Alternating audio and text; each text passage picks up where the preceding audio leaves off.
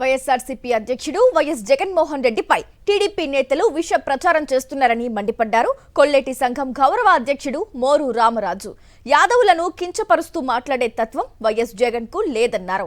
యాదవులకు రాజ్యసభ సీట్లు, ఎమ్మెల్సీ పదవులు ఇచ్చి సముచిత స్థానం కల్పించింది జగన్మోహన్ రెడ్డి అన్నారు. సూపర్ 6 హామీలతో మోసం చేసిన చంద్రబాబుపై చీటింగ్ కేసు ఎందుకు నమోదు చేయలేదో చెప్పాలని ప్రశ్నించారు. రాష్ట్రంలో అరాచక పాలన సాగుతోందని, సుపరిపాలన అందించాలంటే అది కేవలం వైఎస్ జగన్మోహన్ రెడ్డికే సాధ్యమవుతుందన్నారు రామరాజు.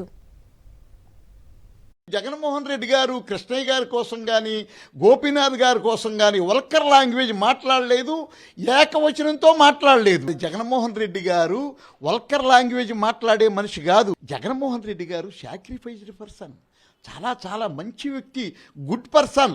నేను దగ్గరగా ఉండి చూస్తున్నా ఆయన్ని.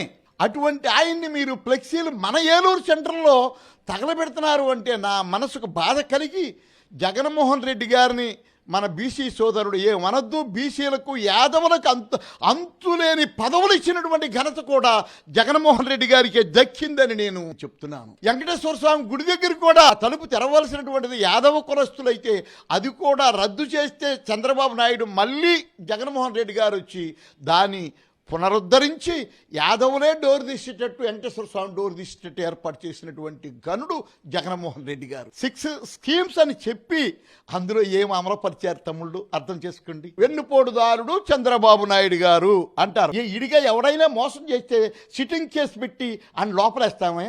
మరి చంద్రబాబు నాయుడు గారు ఇన్ని మాటలు చెప్పి ఆ మాటలు నిలబెట్టుకోకుండా మోసం చేస్తే ఆయన మీద కేసులు పెట్టకూడదా?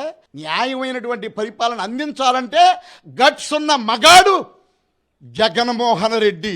2029లో వీ విల్ విన్ విక్టరీ.